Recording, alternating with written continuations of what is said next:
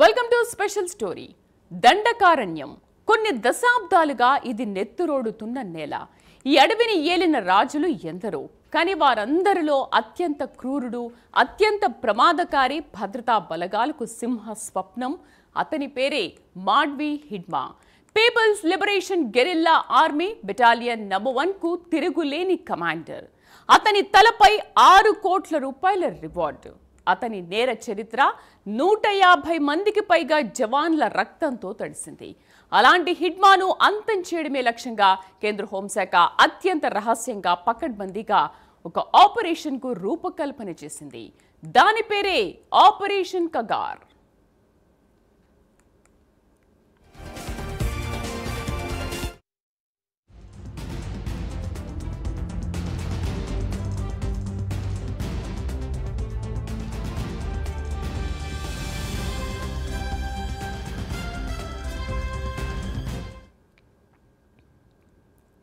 కగార్ అంటే అంచు అని అర్థం. మావోయిస్ట్ ఉద్యమాన్ని అంచుకు నెట్టేయడమే ఈ ఆపరేషన్ లక్ష్యం. నెలల తరబడి సాగిన ఇంటెలిజెన్స్ సేకరణ. తెలంగాణ ఛత్తీస్గఢ్ సరిహద్దులోని దట్టమైన అటవీ ప్రాంతంలో హిడ్మా కదలికలపై ఖచ్చితమైన సమాచారం అన్నీ సిద్ధమయ్యాయి. డెత్ డే రానే వచ్చింది. తెల్లవారుజామున తుపాకుల గర్జనలతో ఆ అడవి దద్దరిల్లింది. గంటల తరబడి సాగిన భీకరమైన ఎదురు కాల్పులు ముగిసేసరికి దండకారణ్యాన్ని ఏలిన ఆ దొర నేల కొరిగాడు హిడ్మా. అతని భార్య సహా మొత్తం 6 మావోయిస్టులు హతమయ్యారు. ఆపరేషన్ కగార్ మొదటి అతిపెద్ద లక్ష్యం పూర్తయింది.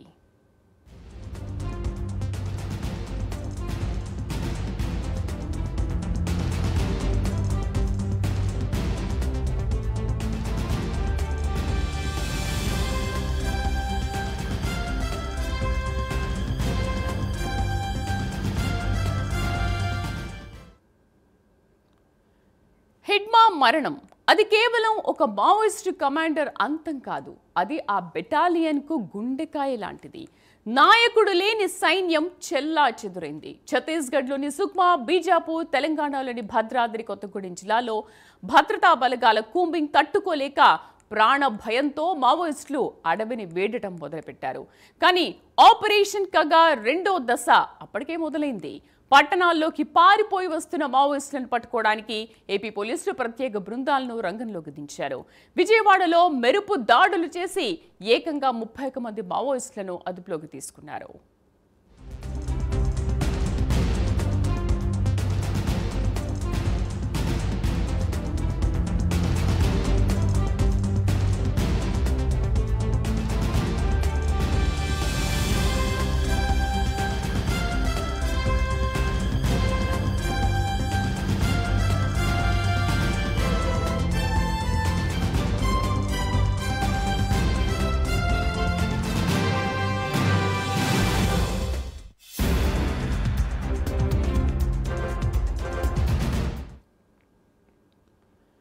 ఆపరేషన్ కగా విజయవంతం కావడానికి కొన్ని నెలల ముందు భద్రతా బలగాలు సాధించిన మరో కీలక విజయం ఆపరేషన్ కర్రెగుట్ట.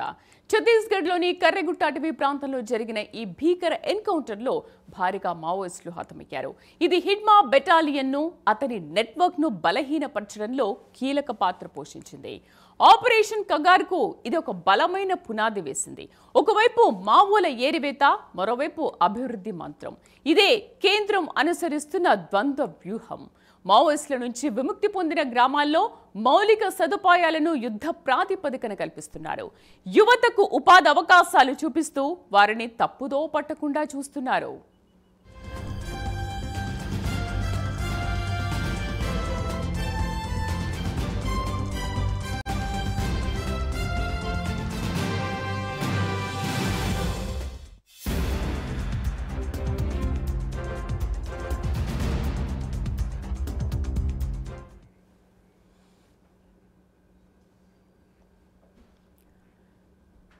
నక్సల్స్ ఏరివేత దాదాపుగా తుది అంకానికి చేరుకుంది. దీనిపై రిటైర్డ్ ఎక్స్ ఐపీఎస్ అధికారి జిహెచ్పి రాజు గారి విశ్లేషణ చూద్దాం. అసలు రాజు గారు ఏమంటారు? నమస్తే రాజు గారు. నమస్తే అండి.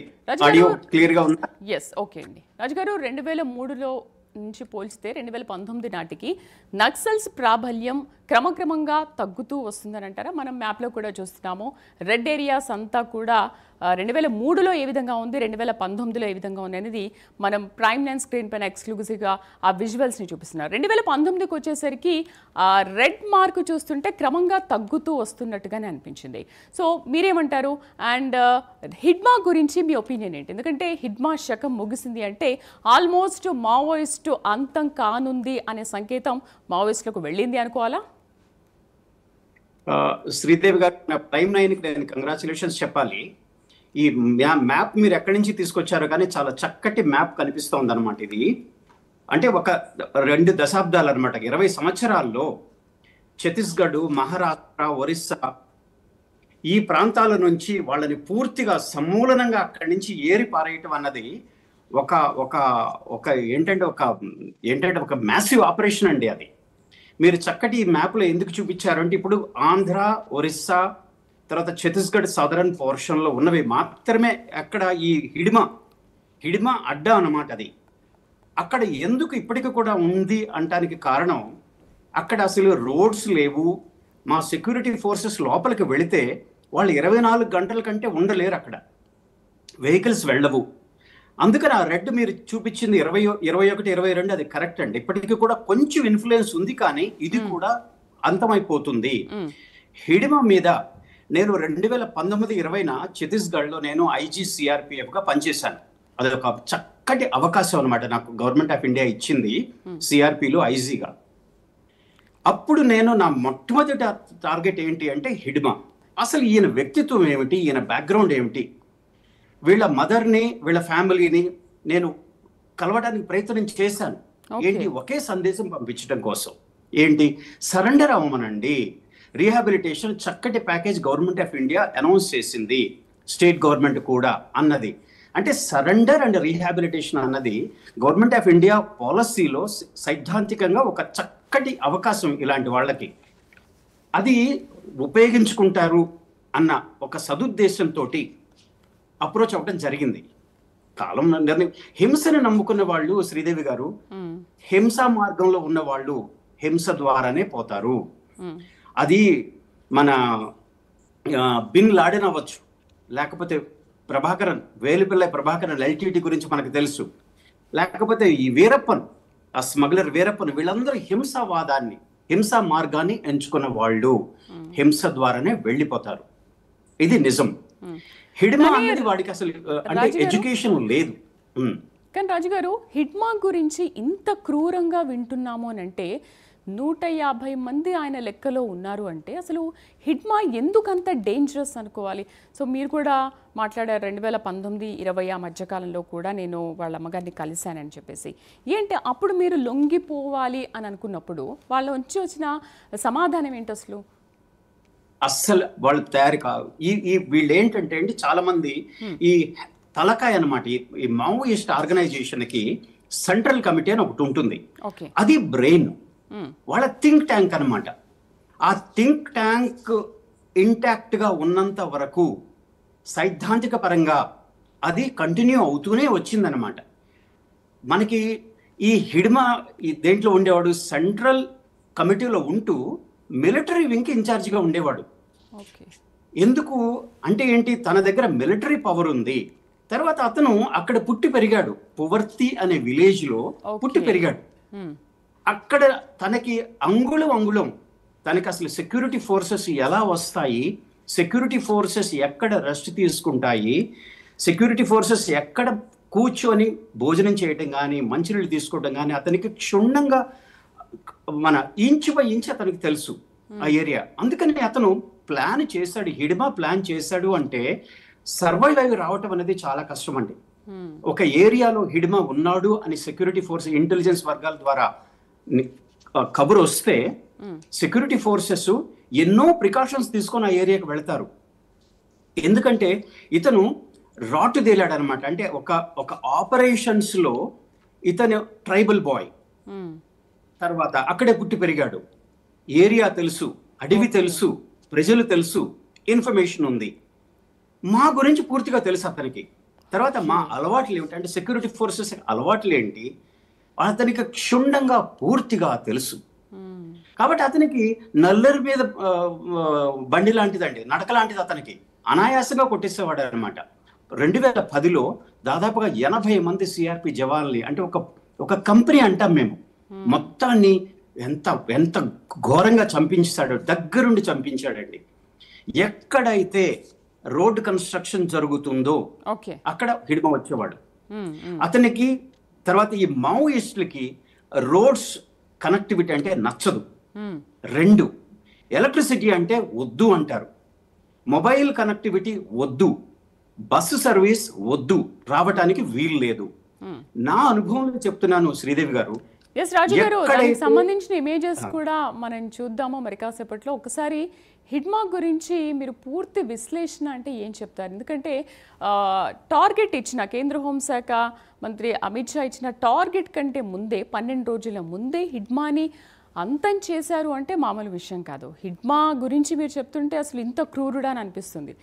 ఇన్ని వార్తలు చదువుతుంటే ఇంత క్రూరుడా అనిపిస్తుంది. 12 రోజుల ముందే అతన్ని టార్గెట్ ఫినిష్ చేశారు. సో దీన్ని బట్టి చూస్తుంటే అసలు మావోయిస్టులు ఇంకా పూర్తిగా దెబ్బతిన్నట్లేనా? అండ్ హోంమంత్రి చెప్పినట్టు మార్చి 2026 కల్లా పూర్తిగా మావోయిస్టులు అంతమయ్యే అవకాశం ఉంది, ఖచ్చితంగా చేస్తామని చెప్పారు. కానీ ఆ టార్గెట్ని చూస్తుంటే ఇప్పుడు 12 రోజుల ముందనంటే అది ఇంకా ముందుకు రావచ్చేమో, ఫిబ్రవరి జనవరిలో కూడా కంప్లీట్ అవ్వచ్చేమో. What is your opinion? Hidma లాంటి ఈ సెంట్రల్ మిలిటరీ కమాండ్ లీడర్ని కొట్టేయటం అన్నది ఒక అద్భుతమైనటువంటి విజయంగా, ఈ విజయము మన గ్రేహౌండ్స్ తెలంగాణ, ఆంధ్రప్రదేశ్లో ఒక అద్భుతమైనటువంటి యాంటీ నక్సల్ ఫోర్స్ ఉంది. మనం ఈ సందర్భంగా వాళ్ళకి మన శుభాకాంక్షలు తెలియచేయాలండి. గ్రేహౌండ్స్ అన్నది దాని గురించి ప్రజలకు అంతగా తెలియదు, వాళ్ళు న్యూస్లో కూడా రారు. హిడ్మాని ఈరోజు కొట్టింది మన Greyhounds, Andhra Pradesh Greyhounds. Telangana Greyhounds కూడా అంత అద్భుతమైనటువంటి కమాండో ఫోర్స్ అండి అది. వీళ్ళని మన ఈ గ్రేహౌండ్స్ గురించి కొద్దిగా చెప్పుకోవటం అనేది ఈ సందర్భంగా చాలా గర్వకారణం మన తెలుగు రాష్ట్రాలకి. వాళ్ళకే కాదండి, మినిస్ట్రీ ఆఫ్ హోమ్ అఫైర్స్ వాళ్ళకి మన గ్రేహౌండ్స్ అంటే అపారమైనటువంటి గౌరవం.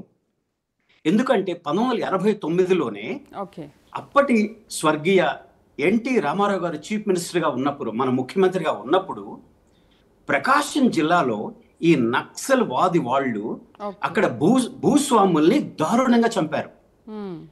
ఎన్టీ రామారావు గారు సీఎంగా ఉన్నప్పుడు ఇంత దారుణం ఏమిటి, మనం ఏమీ చేయలేమా అంటే ఎందుకు చేయలేమని చెప్పి మా మహానుభావుడు ఐపీఎస్ ఆఫీసరు కేఎస్ వ్యాస్ గారు 1974 బ్యాచ్ ఐపీఎస్ ఆఫీసర్ అనమాట. లెజెండరీ ఐపీఎస్ ఆఫీసర్ అండి, మన ఆంధ్రప్రదేశ్లో గ్రేటెస్ట్ ఐపీఎస్ ఆఫీసర్ అని చెప్పాలి.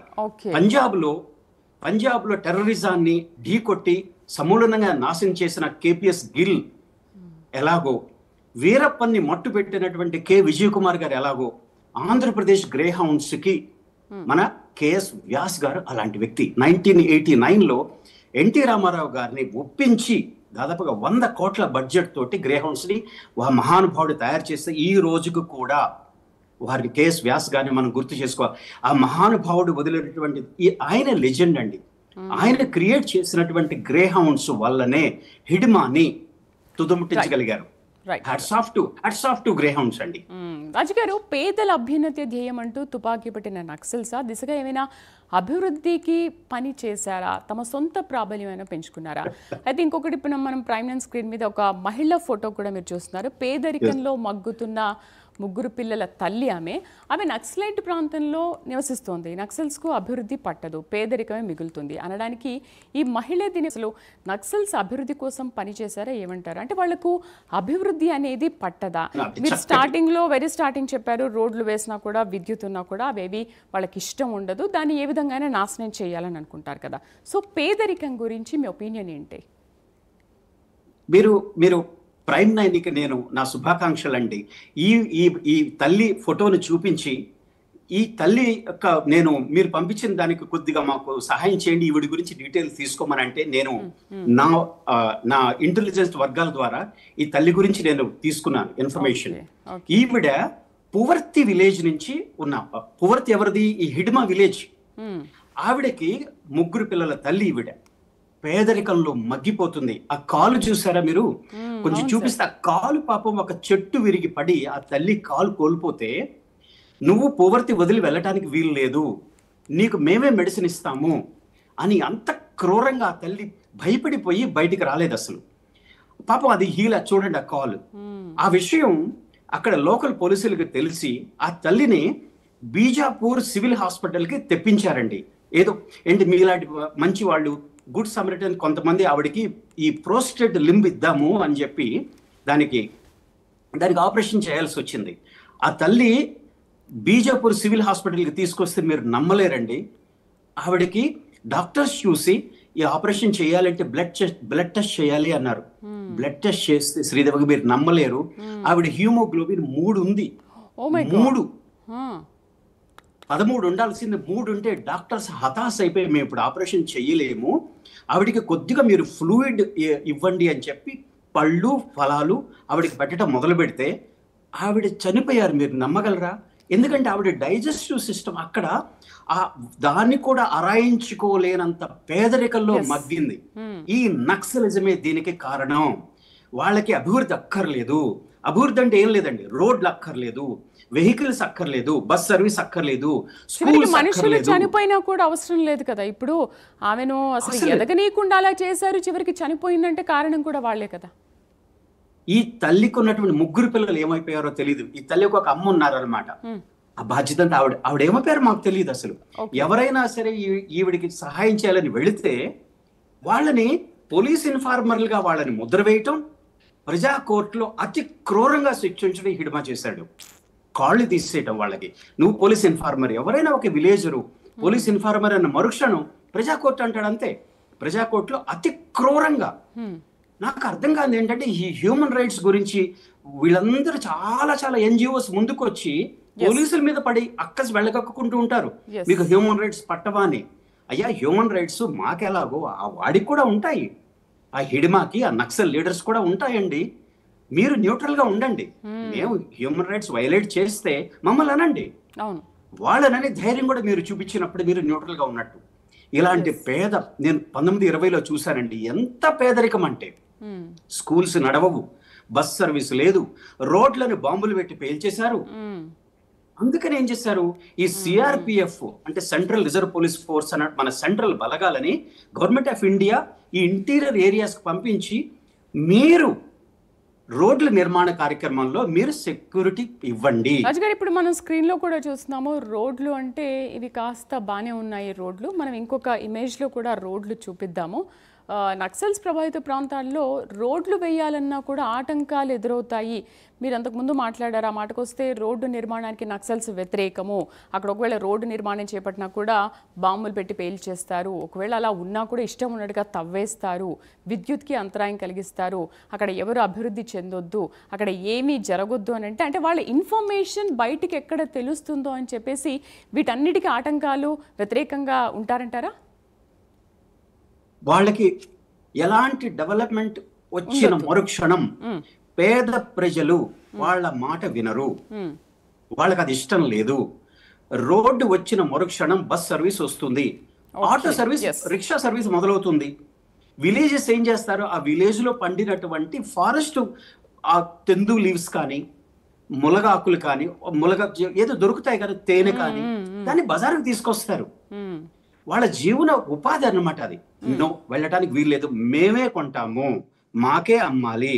ఎందుకని మిడిల్ మెన్ ఎవరైనా వెళితే వాళ్ళు నక్సల్స్ డబ్బులు ఇవ్వాలి, అది వాళ్ళ ఆదాయం అన్నమాట. అంటే ఒక నక్సల్ వాదాన్ని ఒక చక్కటి వృత్తిగా అన్నమాట వాళ్ళు చేసేసుకున్నారు వీళ్ళందరూ. అంటే ఇప్పుడు అక్కడ పహారా కాస్తున్న ఒక ఇమేజ్ మనం చూస్తున్నాం రాజుగారు, ఇదేనా వాళ్ళకు వీళ్ళ రోడ్డు వేయాలి అంటే అలా పహారా కాస్తారు? చాలా చక్కటి మీరు చక్కగా కలెక్ట్ చేశారు, మంచి హోంవర్క్ చేశారండి. ఇప్పుడు ఈ సిఆర్పి జవాన్లు ఆ రోడ్డు కన్స్ట్రక్షన్ నడుస్తున్నప్పుడు పాపం వీళ్ళు వెళ్తారు, వీళ్ళ ఫ్యామిలీస్ వదిలేసేసి వాళ్ళు వెళ్ళి ఈ రోడ్డు రక్షిస్తారు. వీళ్ళు నడవక ఆ రోడ్డు కన్స్ట్రక్ట్ చేయకుండా ఆ ట్రక్ తగలబెట్టేయడం, జేసీబీ తగలబెట్టడం, ఇలాంటి పాపం వెళ్ళిన మా సిఆర్పి జవాన్స్ మీద ఈ హిడ్మా అటాక్ చేసి వాళ్ళని చంపటండి. ఎంత క్రూరం, ఎంత దారుణం అసలు అది. అదేమి ధర్మం అండి, నాకు అర్థం కాదు. అదేం వాదం అసలు, అది పిడివాదం. మీకు ఎక్కదా మీకు అసలు డెవలప్మెంట్ అక్కర్లేదా మీకు? స్కూల్స్ అక్కర్లేదు, రోడ్లు అక్కర్లేదా? చూడండి మా వాళ్ళు పాపం ఎంత శ్రమపడి సిఆర్పి జవాన్లు అదేంటి ఐఈడిని బాంబుని డిటెక్ట్ చేసే డాగ్ అన్నమాట అది. ఎంత కేర్ఫుల్గా ఇంచు బై ఇంచు, అడుగు బై అడుగు వాళ్ళు చాలా ఎంత కేర్ఫుల్గా పాపం అలాంటి చోట్ల కూడా వీళ్ళు బాంబులు పెట్టి ప్రాణాలు కోల్పోయారు. వాళ్ళ లెగ్స్ పోయాయి పాపం కొంతమందికి. వాళ్ళకి ఫ్యామిలీస్ ఇవ్వండి. చాలా దారుణం. చాలా మంచి గ్రే హౌండ్స్ మాత్రం చాలా అద్భుతమైనటువంటి ఆపరేషన్ చేసింది. వాళ్ళందరికీ కూడా నా హృదయపూర్వక శుభాకాంక్షలు. రాజుగారు 2003 నుంచి చూసుకుంటే 2019 వరకు మనం మ్యాప్లో చూపించినట్టు చాలా మటుకు నక్సల్స్ ప్రభావితం అనేది, మావోయిజం అనేది తగ్గింది. 2019 నుంచి 2025 వరకు చూసుకుంటే ఒక పెద్ద శకమే ముగిసిందని చెప్పాలి. సో ఇంకా మన టార్గెట్ జస్ట్ ఇంకొక 3-4 నెలలేమో అంతే. సో 26 కల్లా పూర్తిగా అంతమయ్యే అవకాశాలే కనిపిస్తున్నాయి అంటారా? ఎందుకంటే 2003 నుంచి హిస్టరీ చూసుకుంటే 2026. ఒకటి మాత్రం చెప్పాలండి, పోలీసులు ఎప్పుడూ కూడా మీరు సరెండర్ అవ్వండి. ఫస్ట్ మేము నమ్మేది ఏంటంటే చంపటం కాదండి. మాకు ప్రాణం, మా మీద ఎవరైనా ఫైరింగ్ చేస్తే మేము తప్పకుండా రిటాలియేట్ చేస్తాము. అయితే సరెండర్ అన్నది మాత్రం ఎప్పుడు కూడా మేము ఎంకరేజ్ చేస్తాము. ఉదాహరణకి చూడండి, మొన్న 14 అక్టోబర్న మహారాష్ట్ర గడ్చిరోలిలో మల్లోజుల వేణుగోపాలరావు, ఆయన పొలిట్ బ్యూరో సభ్యుడు, సెంట్రల్ కమిటీ సభ్యుడు, ఆయన సరెండర్ అయ్యాడు 30 మందితోటి మహారాష్ట్ర వెళ్ళి.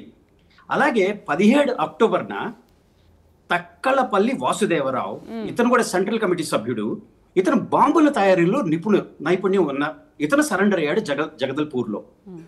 తర్వాత 29 అక్టోబర్న Pulluri Prasadarao alias Chandranna, central committee సభ్యుడు, Bandi Prakash Telangana state committee member, surrender అయితే చక్కగా మా వాళ్ళు గవర్నమెంట్, సెంట్రల్ గవర్నమెంట్ కానీ స్టేట్ గవర్నమెంట్ కానీ వాళ్ళని చక్కగా ఆహ్వానిస్తుంది, వాళ్ళకి రిహాబిలిటేషన్ ఇస్తుంది. కాబట్టి ఎప్పుడైతే ఈ సెంట్రల్ కమిటీ సభ్యులు, పొలిట్ బ్యూరో సభ్యులు సరెండర్ అవటం మొదలు పెట్టారో శ్రీదేవి గారు, ఇది అంతమైపోతుంది, ఇది సమాధి అయిపోతుంది. తప్పకుండా 26 వచ్చేసరికల్లా పూర్తిగా ఎక్కడ తలలేని, ఇప్పుడు ఇలా అయిపోయింది అంతే. ఇప్పుడు థింక్ ట్యాంక్ లేదు దీనికి. సో ఇప్పుడే అర్థమైందంటే 26 ఖచ్చితంగా పూర్తిగా అంతమవుతుంది. రాజు గారు, last and final I have one doubt. ఈ రివార్డ్ ప్రకటిస్తారు కదా, ఒక 1 minute లో దాని గురించి మీరు చెప్పి క్లోజ్ చేస్తారా? ఇప్పుడు ఏంటంటే మనకి ఎవరైనా సరే ప్రాణం తెగించి వాళ్ళ మీద ఇన్ఫర్మేషన్, ఇప్పుడు ఈ రోజు గ్రే హౌండ్స్ మన ముందు చక్కటి ఆపరేషన్ చేసి అతను అంతం చేసింది అంటే దానికి కారణం ఇంటెలిజెన్స్ అండి.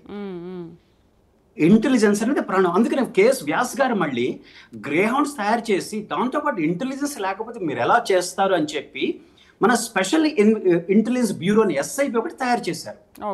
SIB ఏమో బ్రెయిన్, గ్రే హౌండ్స్ ఏమో మసిల్. అడవిలోకి వెళ్ళి 15 రోజులు వాళ్ళని తరిమి కొట్టి రావటాలంటే గ్రే హౌండ్స్ వెళ్తుంది. ఎక్కడికి వెళ్ళాలి అన్నది మన ఇంటెలిజెన్స్, అది SIB చేస్తుంది. ఒక అద్భుతమైనటువంటి ఈ కాంబినేషన్ తో ఉండటం వల్ల గ్రే హౌండ్స్ నభూతో నా భవిష్యత్తు అండి. రైట్. ఎందుకు మీరు 1 కోటి రూపాయలు 2 కోట్లు అడిగారు అనమాట, అంటే రివార్డ్ అనమాట. ఈ రివార్డ్ ఎందుకు అంటే ఎవరైనా ఇంటెలిజెన్స్ ఇస్తే అది ఆపరేషన్ సక్సెస్ అయితే వారికి రివార్డ్ క్యాష్ వెళ్తుంది. 2, మాకు మోటివేషన్ ఉంటుంది.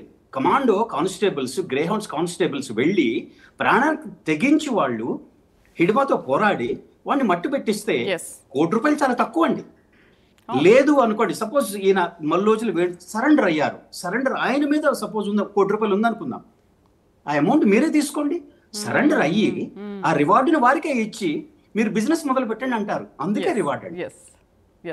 థ్యాంక్ యూ వెరీ మచ్ రాజు గారు, డిబేట్లో పార్టిసిపేట్ చేసినందుకు చాలా ఇన్ఫర్మేషన్ ఇచ్చారు. Thank you very much. So అది ఆపరేషన్ కర్రెగుట్ట, ఆపరేషన్ కగార్. ఇవి కేవలం ఎన్కౌంటర్లు కావు, ఇవి దశాబ్దాల సమస్యకు అంతిమ పరిష్కారం దిశగా వేస్తున్న బలమైన అడుగులు. హిడ్మా మరణం, ఆసన్న లొంగుబాటుతో మావోయిస్టు ఉద్యమం ఇప్పుడు ఉనికి కోసం పోరాడుతోంది. అయితే ఈ విజయం తాత్కాలికం కాకుండా శాశ్వతంగా నిలవాలంటే అభివృద్ధి ఫలాలు ప్రతి గిరిజన గూడెంకు చేరాలి. తుపాకీ నీడ నుంచి విముక్తి పొందిన ఆ అడవిలో శాంతి, సౌభాగ్యం వెల్లివిరియాలి. అప్పుడే 2026 నాటికి మావోయిస్టు రహిత భారతం అనే లక్ష్యం సాకారమవుతుంది. ఇది వాళ్ళ స్పెషల్ స్టోరీ. రేపటి స్పెషల్ స్టోరీలో మరొక అంశంతో మళ్ళీ కలుద్దాం. Stay with us.